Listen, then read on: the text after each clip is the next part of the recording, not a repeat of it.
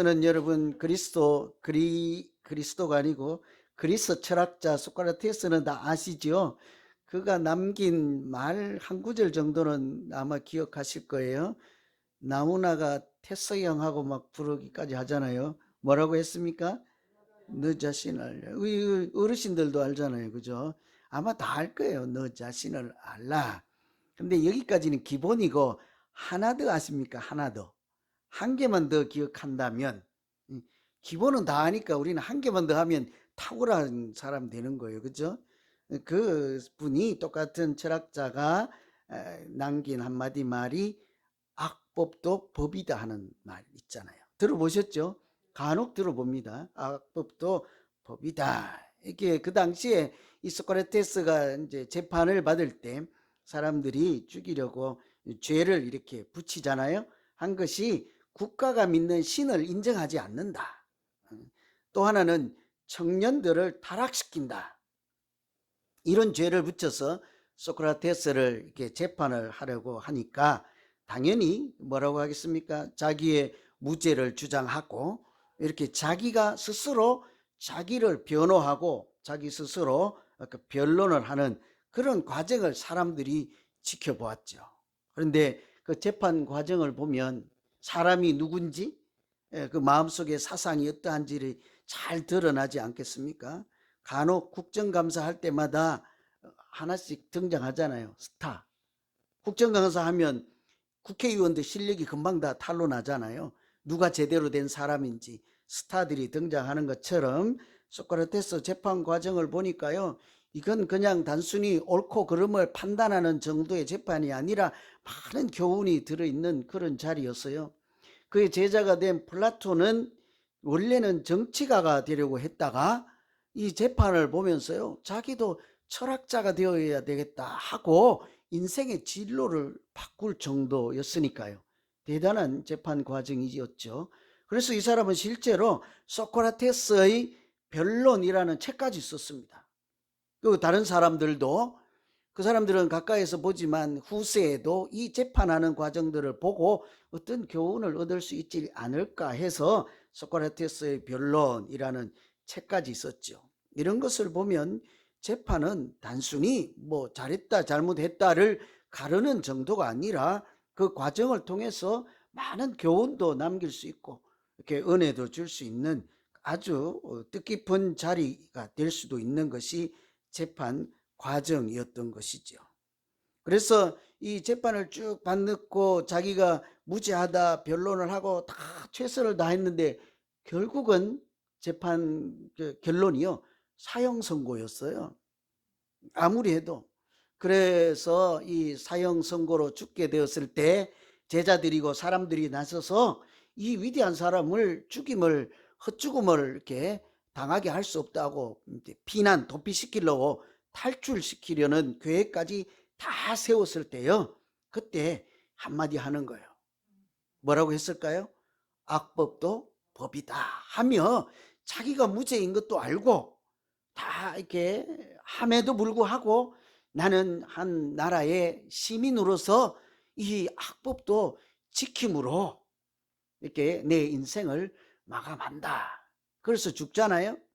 근데 그 사람이 그 사형 선고를 받고 사약을 마시고 자기 인생을 마치지만 그렇게 끝나지 않잖아요. 오늘날까지 그의 사상과 재판 과정에서 드러났던 그 사람됨, 인간됨, 사람들이 살아가는 이치에 대한 그의 지혜 이런 것이요.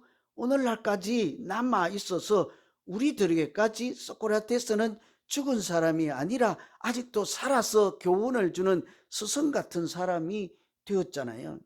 아주 재판이 그래서 아주 때로는 뜻깊은 자리가 될 수 있는 거예요. 오늘 우리가 읽은 말씀이 또 사도행전 24장 전체가 사도 바울이 재판을 받는 과정이에요. 그러니 24장 우리는 마지막 부분만 읽었지만 앞부분에는 이 핍박하는 사람, 사도 바울을 죽이려고 박해하는 사람들이 자기들 혼자는 안 되니까 변호사를 사서 재판하는 전문가를 사서 더둘라고 하는 변호사를 돈을 주고 고용을 해서 사도 바울을 어떻게 하면 이렇게 올가미를 씌워서 처단할 수 있을까 하고 고발하는 내용이 나오죠. 거기에 따라 아까 소크라테스처럼 나는 무죄합니다 하고 당신들이 주장하는 내용이 다 틀렸다 하고 자기 변론을 하고 그 이제 두 양측의 소리를 다 들은 다음 재판장인 벨릭스 총독이 이제 이렇습니다 하고 결론을 내린 것이요, 오늘 우리가 읽은 말씀이요. 22절부터 27절까지. 이런 재판을 통해서 마치 소크라테스 재판을 보고 많은 사람들이 교훈을 얻고 영향력을 받았던 것처럼 하나님은 이런 재판을 통해서도 우리에게 은혜를 주시고 우리가 믿음 생활하는 그 길을 인도해 주실까요? 어떻게 하나님이 재판 같은 좀 이렇게 좋은 그런 이미지가 아닌 그런 자리를 통해서도 우리에게 무슨 은혜를 주시고 어떻게 인도하실까 살펴보시면, 먼저는 재판을 통해서도 하나님은 믿는 사람들이 어떤 사람인지를 잘 보여주셨습니다. 예수 믿는 사람들이 어떤 사람인가. 박해하는 사람들이 바울에게 죄를 이렇게 덧붙인 것은요, 세 가지였습니다. 이 사람은 전염병 같은 사람입니다. 전염병 여러분 아시는 대로 요즘 아주 우리가 고생했잖아요. 팬데믹 코로나 같은 이렇게 잘 옮기는, 전파돼서 다른 사람도 감염이 되게 하는, 그래서 위험한 병이 전염병이지 않겠습니까? 옛날에는 역병이라 하고 그랬잖아요. 그래서 이 사람은 전염병 같은 사람이라서 가만두면 이곳저곳 다니면서 다 전파해서 병균을 옮기고 세균을 옮겨서 나라를 혼란스럽게 한다. 이 사람은 예수 그리스도를 믿는 이단들의 우두머리다. 이 사람은 성전을 더럽힌 사람이다. 이렇게 그 고발하는 사람들이 죄를 갖다 이렇게 붙였다고요. 나쁜 얘기잖아요. 이 재판을 하는 과정에 죄를 뒷부 씌운 건데 잘 보면요, 거기에 사도 바울이 어떤 사람인지가 오히려 잘 나타나 있다고요. 전염병 같은 사람이라 했잖아요. 병균은 옮기면 이렇게 다른 사람이 아프게 하고 죽게 하기도 하고 옮길수록 좋지 않은 거잖아요. 그런데 공통점이 있어요. 사도 바울도 사람들에게 뭔가를 자꾸 옮기고 전달해 주서, 그런데 다른 것은 죽게 하는 것이 아니라 그 사람들이 살아나게 하고 하나님을 만나게 하고 은혜를 입게 하는 것은 똑같은 것이죠. 그런데 저 죽이려고 하는 사람들이 보면 그 사람들 눈에는 그것은 병균처럼 보였습니다. 전염병처럼. 그런데 예수 믿는 사람들이나 하나님의 눈에 사도 바울이 전하는 그것은 무엇이요? 복음이요. 굿뉴스예요. 기쁜 소식이었습니다. 사람들을 살리는 생명력을 전파하는 자리요. 사람들에게 하나님의 은혜와 사랑을 전파하는 사람이었죠. 그러니 이 사도 바울이 가는 곳마다 그 무언가를 전하는데, 예수 이름을 전하지 않았겠습니까? 하나님의 말씀을 전하는데 그곳에는 사람들이 아파서 죽어나가는 것이 아니라 오히려 우상을 섬기고 인생을 허망하게 살던 사람들이 옛사람을 버리고 새사람이 되어서 하나님을 아버지라 부르고 예수를 그리스도라 부르고 우상을 다 불태우고 마술책을 다 불태우고 인간이 인간답게 살아가는 그런 현상이 일어나게 되었단 말씀이죠. 그래서 다른 사람이 보면 병균을 전파하는 사람인데 이 재판하는 과정을 통해서 사도 바울이 어떤 사람이라는 것이 자꾸만 천하에 드러나겠습니까? 저 사람이 무언가를 전하는데 우리도 잘 알지 못하는 그 예수 이름을 영접하고 하나님을 영접할 때마다 사람들이 자녀되는 권세로 살고 흑암의 땅에서 어둠의 자식으로 살아가는 것이 아니라 빛의 자녀로 살아가는 그런 일이 일어나게 된 것이죠. 그러니 재판을 통해서 오히려 사도 바울이 어떤 사람인지가 만천하에 잘 알려지게 된 것이에요. 우리도 마찬가지이지 않겠습니까?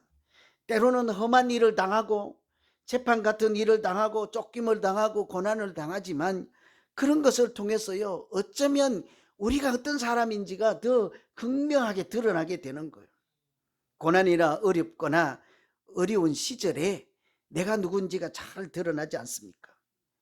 여러분 사시면서 또는 믿음 생활을 하면서 다른 사람들에게 뭔가 자꾸 전파하는데 그 사람이 죽어나가는 것이 아니라 오히려 자꾸 살아나고 그 사람 얼굴이 밝아지고 또 그 사람이 기뻐하며 살아가는 이런 영향력을 좀 행사하면서 다른 사람에게 그런 영향을 끼치면서 믿음 생활을 하고 계십니까?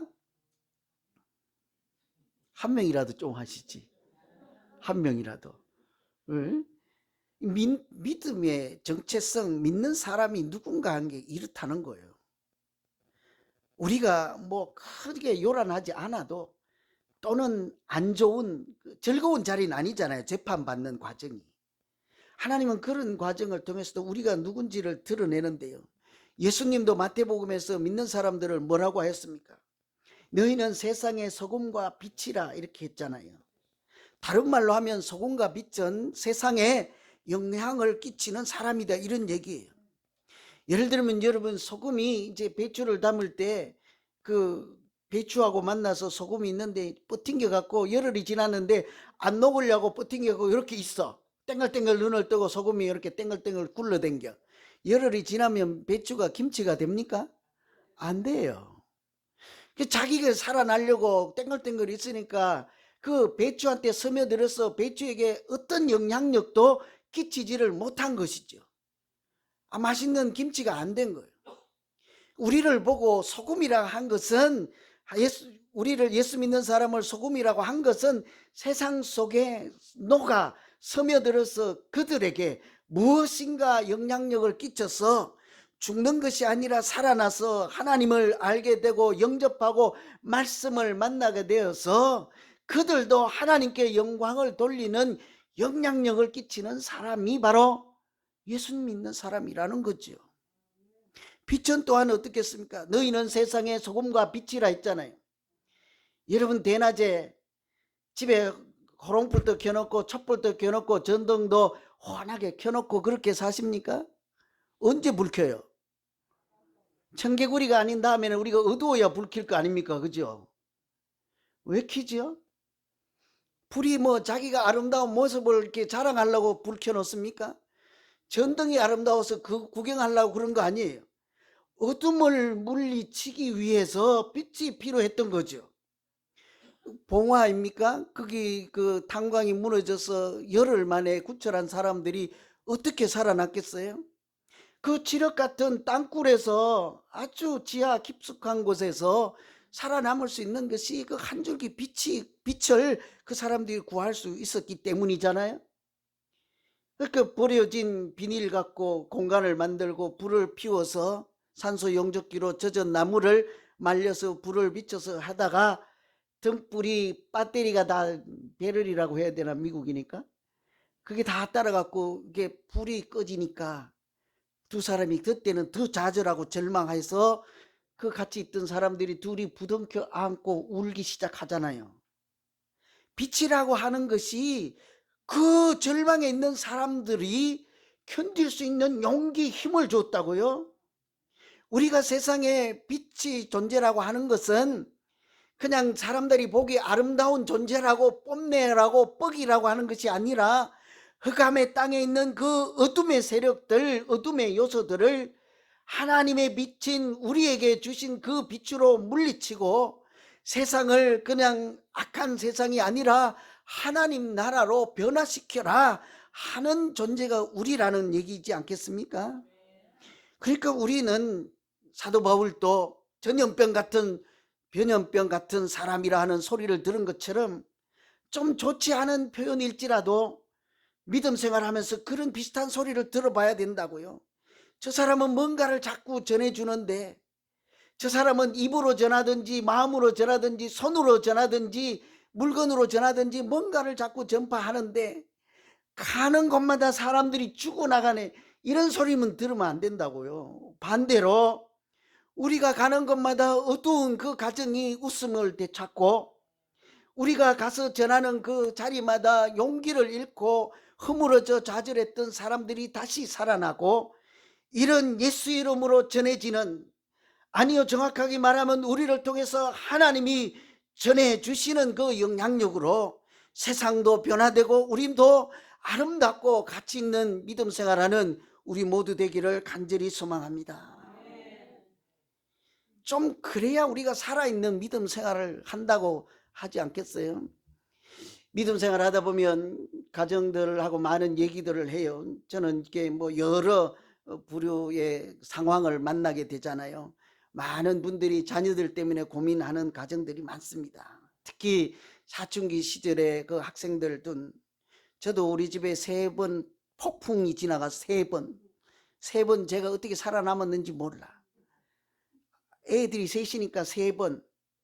인류 역사에 없었던 폭풍이 3번이나 지나갔다니까요. 위대한 아버지요. 그죠? 집집마다 이런 사연이 있다고. 그때 제가 여기서 일일이 소개하면 어느 가정인지도 금방 알고, 또 차마 말할 수 없는 그런 내용도 있고, 현재 진행형도 제가 동쪽에 한 명, 서쪽에 한 명, 북쪽에 한 명, 우리 교인 아닌 집도 한 명, 4가정은 제가 진행형이거든요. 알아요, 제가. 스스로 우리 교인 아니라도 가끔 만나서 점심 먹고 우리 아들, 딸 얘기도 하고 그 집 애들 얘기도 듣고 하는데, 사실은 연약한 아버지, 연약한 어머니의 모습 그대로 만나죠. 할 수 있는 일이 없어요. 그 질풍노도의 시대라고 하잖아요. 우리 요 젊은 어르신들은 이제 괜찮아졌는지 모르겠지만, 질풍노도라 그러잖아요. 그 시기를 지나니 아버지, 어머니 눈에 보이지 않아요. 우리도 해줄 수 없어. 어떻게 영향력을 그들에게 행사하죠? 안 돼서 좌절하잖아요. 그런데 그렇지 않거든요. 우리 있는 자리에서 뭘 하려고 애를 쓰는 것이 아니라 우리가 믿는 하나님을 여전히 신뢰하고 하나님의 상급이라고 주신 그 생명을 하나님이 저들이 계획할지라도 걸음을 결과적으로는 인도하실 분은 하나님이십니다 하고 믿음으로 그 아들, 딸들을 하나님께 맡기고 내가 하나님의 자녀로 성실히 살아가고 기도하는 자리에 가서 기도하고 말씀 읽을 때 하나님의 말씀을 영의 양식으로 먹고 살다 보면 하나님께서, 우리는 할 수 없으나 하나님께서 그 아들, 딸들을 거룩한 사람으로 빛의 자녀로 인도해 주실 줄로 믿습니다. 그 울던 어머니 아버지들이 요즘 저한테 와서 조금 어깨를 피고 하는 말이요, 지금은 그 아들이 성경 구절을 보내준다 그래요. 지금은 그 아들이 군대 가서요 어머니 사랑한다고 고백을 한다고 해서 눈물을 막 흘리더라고요. 그 내가 막 즐겁게 또 한마디 하죠. 그때는 내가 괜찮다고 했지 않았습니까? 하면 그때는 그때고요. 뭐 지금은 또 지금이라는 거예요. 이런 게 믿는 사람들의 영향력이에요. 몽둥이를 들고 뭘 한다고 되는 것이 아니라 우리 안에 예수 그리스도가 살아계시고 하나님 말씀이 살아계시고 하나님, 우리가 기도의 사람으로 내가 잘 서 있으면 하나님이 우리를 통해서 얼마든지 소금과 빛 같은 영향력을 끼치는 하나님의 사람으로 사용하실 줄로 믿습니다. 저는 우리 교회가 작지만 큰 교회, 그런 교회가 되기를 소망합니다. 이까지 하면 길어져서 안 되고요. 그러나 모르겠다. 하여튼 동부에 가면 150명 된 교회 있어요. 세이비어 철치라고. 딱 150명. 심사받아서요 의형부형하는 사람 아예 교인 교적부에 안 올려줘. 그런데 그 150명 되는 교회가 운영하는 예산은 수백억이에요. 사람들이 돈을 그냥 막 갖다 줘. 정신 차리고 신앙생활 하니까 모두 다 세상에 나가서 영향력을 끼치는 소금과 빛으로 정말 존재하니까 하나님이 사용하는 교회. 우리 교회가 그런 교회 되지 말라는 부분 없잖아요. 가정에서 어머니 아버지로서, 세상에서는 예수 그리스도의 제자로서 선한 영향을 끼치고, 그럼 그렇게 믿음 생활도 행복하게 하는 우리 모두 우리 교회 되기를 다시 한번 기원합니다. 두 번째는 이 재판 과정을 통해서 하나님께서 하나님이 누구인지를 잘 보여주셨어요. 합력하여 선을 이루시는 하나님인 거예요. 벨릭스 총독이 재판장에 사도 바울이 자기 무죄를 주장하고 변론하고 변호사는 사도 바울을 죽이려고 고발하고 이런 얘기를 다 듣고 결정을 내린 것이 오늘 우리가 읽은 부분이에요. 24장 전체는 고발하는 내용, 변호하는 내용, 판결하는 내용인데요. 우리가 오늘 시간상 마지막 부분 판결하는 부분만 읽은 거예요. 그 판결 내용은 이렇습니다. 22절, 벨릭스가 이 도에 관한 것을 자세히 아는 고로 연기하여 이르되, 재판 판결을 연기하여 이르되 천부장 루시아가 내려오거든 너희 일을 처결하리라. 지금 옳다, 죄인이다, 무죄다 이 선고를 하지 않는다는 거예요. 선고 유예 판결을 내린 거죠. 그리고 덧붙여서 23절에 백부장에게 명하여 바울을 지키되 자유를 주고 친구들이 와서 그를 돌봐주는 것을 금하지 말라. 이것이 사도 바울에 내린 판결이에요. 무죄다 유죄다 이것을 보류하겠다는 거예요. 그러나 그에게 자유를 주고 사람들이 찾아오면 돌봐줄 수 있도록 금지하지 말고 이렇게 당분간 보호해 주라는 거죠. 여러분이 사도 바울이면 판결에 만족하시겠습니까? 안 될 거예요. 당장 나 잘못 없다니까 무죄라고 왜 안 하시오? 왜 내가 앞으로 열흘이든지 일주일이든지 몇 달이든지 더 마음고생하게 왜 죄가 없는지를 알면서 무죄라고 선포를 왜 못 하십니까? 하고 따져야 될 거 아니에요. 그래야죠. 그래야 내가 이겼다 하고 이렇게 하잖아요. 그런데 이 벨릭스 총독은 선고 판결을 유예합니다. 잘잘못을 이렇게 하지 않고 대신 보호했지라. 그런데 여기에 하나님의 은혜가 있다고요. 지난번에도 말씀드렸지만 이 사람에게 자유라고 선포해 줬어요. 이렇게 문을 열고 박차고 나가면 자기를 죽이려고 하는 40명이 암살단들이 기다리고 있잖아요. 몸은 자유롭지만 목숨은 어떻겠습니까? 더 빨리 죽을 수가 있지 않겠어요? 오히려 감옥 안에서 그 테두리 안에서 보호하고 사람들이 오고 가는 것을 막지 않고 이렇게 자기를 보호해 주는 것이 오히려 사도 바울을 지키시는 하나님의 숨은 은혜라고 할 수 있지 않겠어요? 그래도 뭐 나는 자유가 좋습니다. 내 목숨 지키고 내 몸 지키는 내가 알아서 할 거니 억울해서 분통하니 무죄라고만 선언해 주세요. 그럴 분도 계시긴 할 거예요. 갇혀 있으니까 답답하고 아무래도 부자연스럽잖아요. 제일 답답한 것은 자기 할 일을 제대로 못하는 거잖아요. 사도 바울은 세계 곳곳으로 다니면서 땅끝까지 다니면서 복음을 전하고 선교 사업을 해야 되는데 발이 묶여 있으니까 만족하지 않을 수가 있잖아요. 그런데 그렇지가 않았습니다. 가두어 두었던 그곳에 그 재판장 역할을 했던 벨릭스와 그 아내가 찾아와서 사도 바울에게 청하여 듣기를 원하는 거예요. 당신이 믿는 그 도에 대해서, 예수 그리스도에 대해서, 하나님에 대해서, 말씀에 대해서 내게 이야기를 해줄 수 있느냐 하고 그때부터 오히려 그곳은 감옥이 아니라 아무도 들어와서 복음을 증거할 수도 없는 그 자리에 발이 묶여있는 사도 바울을 통해서 오히려 그 가장 높은 지위에 있는 총독에게 전도할 수 있는 기회를 하나님께서 예비하시고 만들어주신 은총의 자리가 된 것이죠. 이런 게 재판 과정에서 숨어있는 하나님의 은혜이지 않겠습니까? 누가 그 자리에 가서요, 내가 대통령에게 전도를 좀 하려고 하고 나는 예수사랑 비전교회에서 전도 왕이 올시다, 한 5분만 저 바이든 대통령 좀 나와보라고 하세요 하면 백악관 문을 열어주겠습니까? 안 된다고요. 벨리스 총독도 마찬가지라고요. 정치하는 제 고위직이니까 식민지에.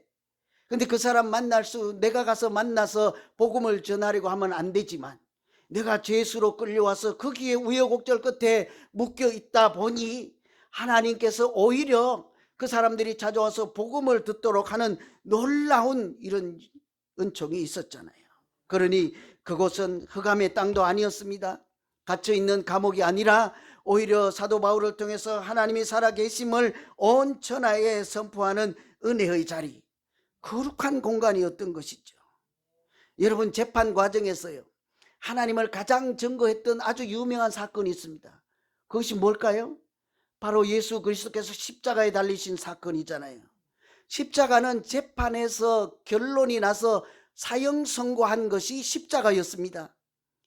사람들이, 유대인들이 예수 그리스도를 죄인이라 하고 성전을 더럽히는 자라고 신을 모독한 자라고 고발하였을 때 예수님이 나는 무죄하다 하고 그렇지 않다고 주장을 해서 결론은 어떻겠습니까? 소크라테스처럼 사형 선고가 나서 그것도 가장 극형이라고는 십자가 처형을 할 때 그곳은 죽음의 잔해가 아니라 끝까지 제수의 양쪽 오른쪽 왼쪽에 있는 제수에게까지 마지막 순간까지 재판을 과정하는 모든 처음부터 끝까지 예수님이 뭐라고요? 하나님은 살아계십니다. 다시 우리에게 부활의 은총이 있습니다. 죽음이 끝이 아닙니다. 이런 사실을 온 세상에 가장 극명하게 선포한 자리가 십자가이지 않았습니까? 한 가지 이야기를 해드리고 마치려고 하는데요. 어느 동네에 9살 난 꼬마가 물을 마시기 위해서 그 동네에 있는 우물에 찾아갔어요. 옛날에는 동네마다 어디 한 곳에 우물 파놓고 있잖아요. 요즘으로 하면 사랑방 같은 그런 우물이 다 하나씩 있다고요. 우리 동네에도 있었거든요. 수도가 들어오기 전까지. 그래서 거기 가서 물 먹으러 갔는데 그 아줌마들이 웅성거리는 거예요. 쟤는 저렇게 삐쩍 말라서 눈만 동그랗게 튀어나와서 왜 저렇게 보기가 싫은지 몰라. 저래서 사람이나 될란가 몰라. 이런 얘기를 들은 거예요. 몇 살이에요? 9살. 이제 9살에 초등학교 1학년 들어갔어요. 워낙 시골이라.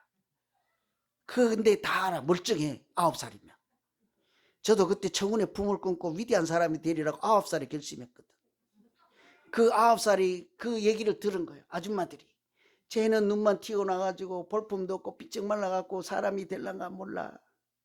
그래도 그 아버지는 그 자녀를, 그 아들을 포기하지 않고 공부를 시켜서 나중에 미국 유학까지 보냈습니다. 근데 그 아들 마음속에는요, 사람들이 비아냥거리고 무시하는 그 마치 저주하는 소리 같은 그것이 자기를 자꾸 짓눌러요. 주눅이 들게 해요. 유학 가서 4년 만에 끝날 공부를 13년이 지나도 끝내지를 못해. 영어가 잘 되긴 합니까? 먼 나라에 와서 공부를 하는데 사람들이 했던 그 마음이 자꾸 짓누르고 어디 가면 자신감도 떨어지고 주눅이 들고 미국까지 왔으니까 되긴 하겠습니까?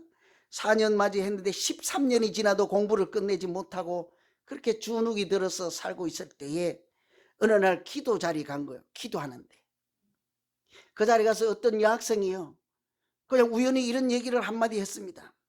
당신은 오늘 참 멋져 보이시네요. 내가 평소에 유심히 보니 참 훌륭한 사람 같아 보입니다. 이 얘기를 한 거예요. 근데 그 옆에 듣고 있던 몇몇 여학생들이 동시에 똑같이 그랬어요. 맞아요. 우리도 말은 안 했지만 속으로 그렇게 생각했어요. 뭔지 몰라도 당신은 참 본받을 점이 많은 훌륭한 청년 같습니다. 그때 그 말 한마디 때문에 이 사람이 다시 용기를 얻게 된 거예요. 다시 그 영혼이 살아나고 공부를 열심히 해서 공부를 마치고 이제 한국으로 돌아왔어요. 이 사람 혹시 누군지 짐작 가십니까?